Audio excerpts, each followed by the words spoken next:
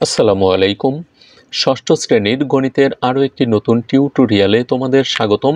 প্রথম অধ্যায়ে স্বাভাবিক সংখ্যা ও ভগ্নাংশ, এই অধ্যায়ের এটি 10তম পার্ট। প্রথম অধ্যায়টি 6টি খণ্ডে বিভক্ত, অনুশীলনী 1.1, 1.2 এইভাবে।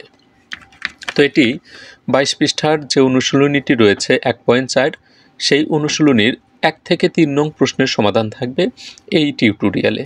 তো শুরু করছি 22 পৃষ্ঠার 1 নং প্রশ্নের সমাধান দিয়ে। নিচের ভগ্নাংশ যুগল সমতুল কিনা নির্ধারণ করো।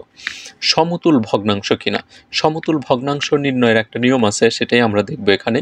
প্রথম ভগ্নাংশ আমরা দেখতে পাচ্ছি 5/8, আর পরের ভগ্নাংশ 15/24।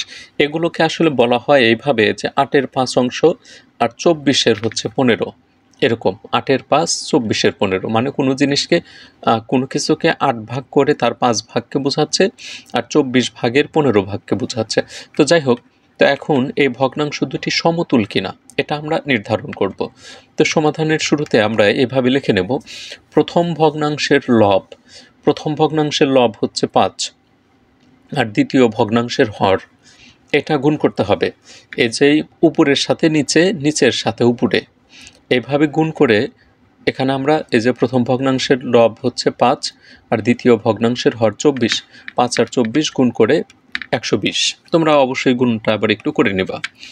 আবার দ্বিতীয় ভগ্নাংশের প্রথম ভগ্নাংশের হর, এই যে আগে ছিল হচ্ছে লব, এখন হচ্ছে হর, এই হরের সাথে গুণন দিতে হবে দ্বিতীয় ভগ্নাংশের লব। তো গুণন করলে এখানে 8 গুণন 15 কত হয়? 120।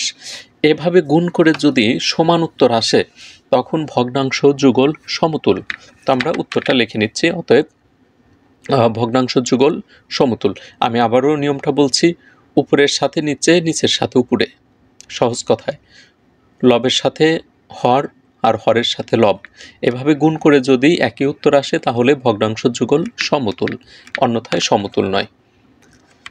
খনঙে চলে যাচ্ছি। খনঙে দুটি ভগ্নাংশ 7/11 আর 14/33। অনুরূপভাবে প্রথম ভগ্নাংশের লব গুণন দ্বিতীয় ভগ্নাংশের হর, তাহলে প্রথম ভগ্নাংশের লব 7 আর দ্বিতীয় ভগ্নাংশের হর 33, 7 আর 33 গুণন দিলে 231।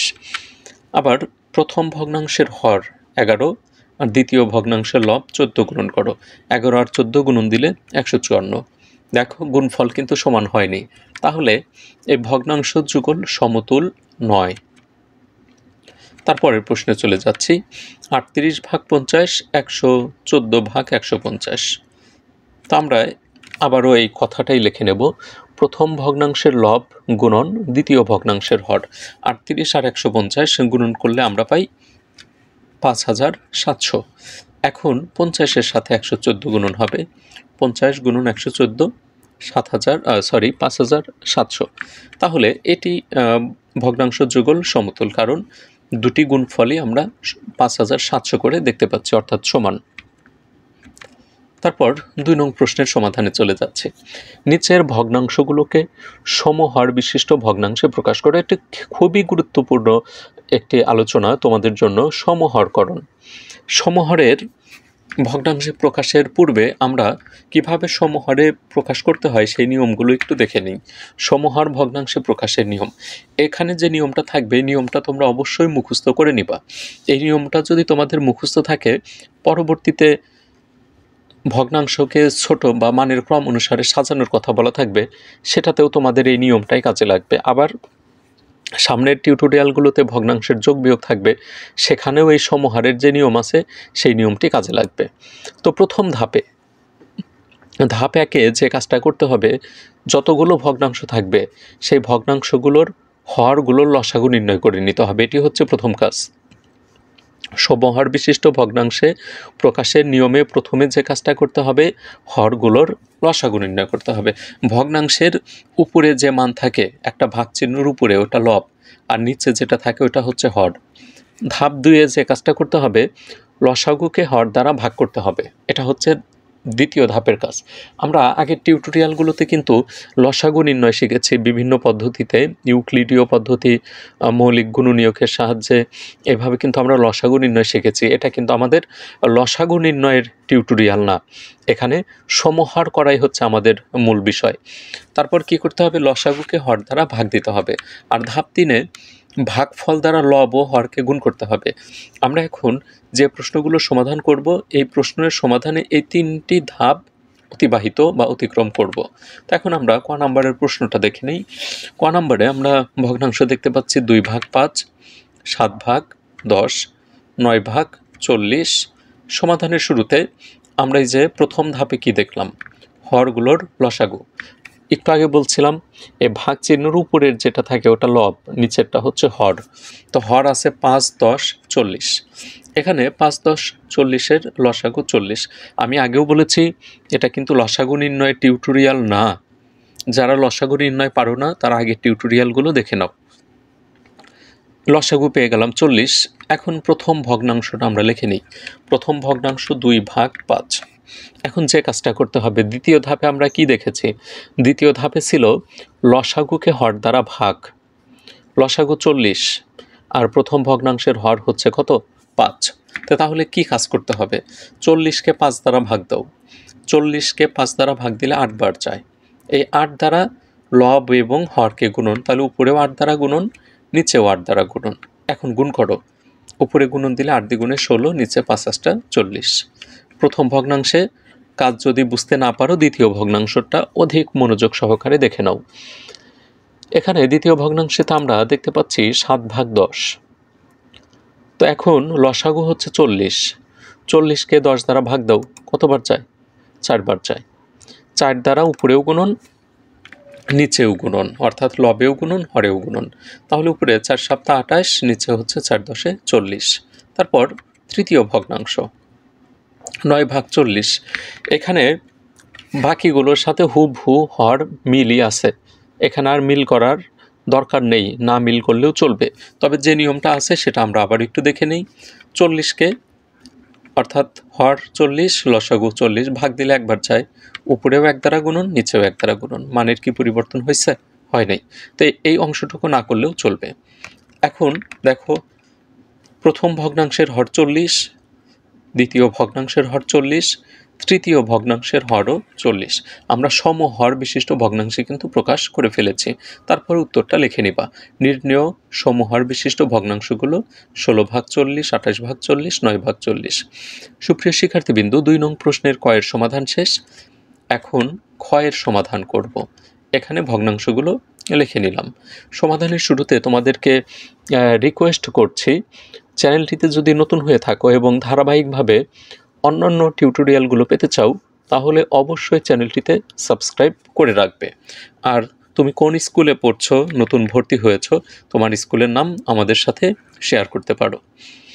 সমাধানের শুরুতে হরগুলোর লসাগু নির্ণয় করি। 25, 40, 120। 25, 40, 120-এর লসাগু হচ্ছে 600। এখন প্রথম ভগ্নাংশটা লিখে নেই। প্রথম ভগ্নাংশ 17/25। 25 দ্বারা এখন 600-কে ভাগ দাও, যে কয়েকবার যায় সেটা দ্বারা উপরেও গুণন, নিচেও গুণন, 24 বার যায়। 24 দ্বারা 17-এর সাথেও গুণন, 25-এর সাথেও গুণন। 17 আর 24 গুণন দিলে 408, 25 আর 24 গুণন দিলে নিচে 600। অনুরূপভাবে দ্বিতীয় ভগ্নাংশেও আমরা একই কাজ করব। 40 দ্বারা 600-কে ভাগ দিলে যায় 15 বার, লবের সাথেও 15 গুণন, হরের সাথেও 15 গুণন। 23 আর 15 গুণন দিলে 345, আর 40 আর 15 গুণন দিলে 600। অনুরূপভাবে তৃতীয় ভগ্নাংশ 120 আছে। 120 দ্বারা 600-কে ভাগ দিলে 5 বার চাই, উপরেও 5 দ্বারা গুণন, নিচেও গুণন দিলে 335/600। তারপর উত্তরগুলো লিখে নিবা। এটি ছিল 2 নং প্রশ্নের সমাধান। এখন 3 নং প্রশ্নে চলে যাচ্ছি। নিচের ভগ্নাংশগুলোকে মানের ঊর্ধ্বক্রম অনুসারে সাজাও। ঊর্ধ্বক্রম মানে কি? ঊর্ধ্বক্রম মানে ছোট থেকে বড়র দিকে যেতে হবে, আর যদি অধক্রম বলতো তাহলে বড় মান থেকে ছোট মানের দিকে আসতাম। ক নাম্বারে আমরা 4টি ভগ্নাংশ দেখতে পাচ্ছি। এই ভগ্নাংশের ভিতরে কোন মানটা বড় অথবা কোনটি সবচেয়ে ছোট, এটা আমরা এইভাবে দেখে বুঝতে পারবো না। বোঝার জন্য যে কাজটা করতে হবে, সমহর ভগ্নাংশে আগে প্রকাশ করতে হবে।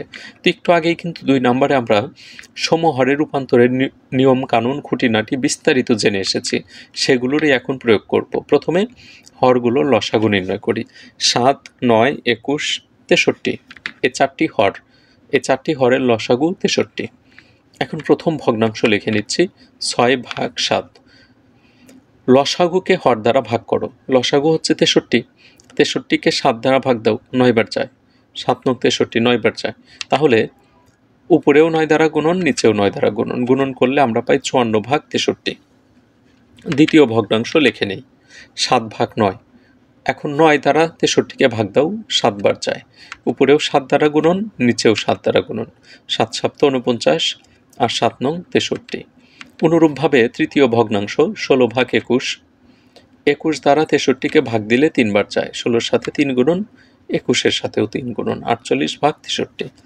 তারপর চতুর্থ ভগ্নাংশ, এখানে আমরা সমহরের 63 পাচ্ছি। এখানে আর ওই গুণ ভাগ করার দরকার নেই, 63-63-র ভিতরে একবার যায়, বাকিটুকু আর করলাম না। এখন দেখো, আমরা 4টা যে ভগ্নাংশ ছিল সেগুলোকে সমহরে রূপান্তর করছি। সমহরে রূপান্তরের পর লবে যে মানটা বড় থাকবে ওই ভগ্নাংশটাই বড়, আর লবে যদি যে মানটা ছোট থাকবে ওই ভগ্নাংশের মানটাই হচ্ছে ছোট। এখানে 48 কোনটাতে আছে? এই যে এটা তৃতীয় ভগ্নাংশ, এটাতে আছে 48 লবে, দ্বিতীয় ভগ্নাংশে আছে 49, চতুর্থ ভগ্নাংশে 50 আর পঞ্চম ভগ্নাংশে 54। তার মানে 48 হচ্ছে সবচেয়ে ছোট সংখ্যা, তার চেয়ে বড় 49। এই যে লেস দেন 48, ক্ষুদ্রতম 49। তার মানে 48 49-এর চেয়ে ছোট, 49 50-এর চেয়ে ছোট, 50 54-এর চেয়ে ছোট, অর্থাৎ ছোটোর থেকে বড় সাজিয়ে লেখা হয়েছে। তো এগুলো তো আমরা লব সাজিয়ে লিখছি, এখন পুরো ভগ্নাংশটাই সাজিয়ে লিখি। 48 কোন ভগ্নাংশে আছে? এই যে এটা 48/63 লিখে নিলাম।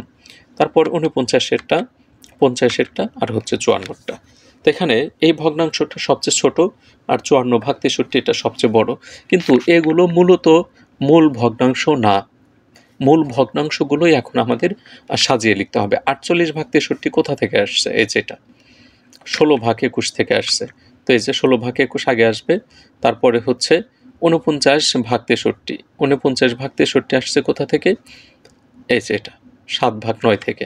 তারপর 50/63 এটা আসছে এই যে এখানে সরাসরি চতুর্থ ভগ্নাংশ এটা, আর বাকি থাকে 54/63, এটা আসছে 6/7 থেকে।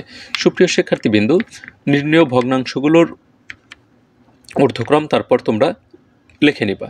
এটি ছিল 3 নং প্রশ্নের কয়ের উত্তর। এখন ক্ষয়ের উত্তরে চলে যাচ্ছে।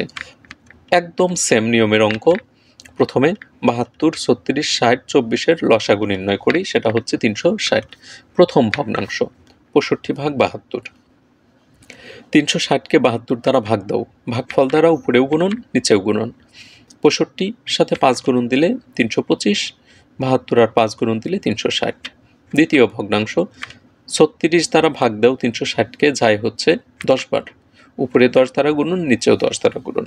তাহলে গুণ করলে 310 ভাগ হচ্ছে 360। তারপর তৃতীয় ভগ্নাংশ 53/60।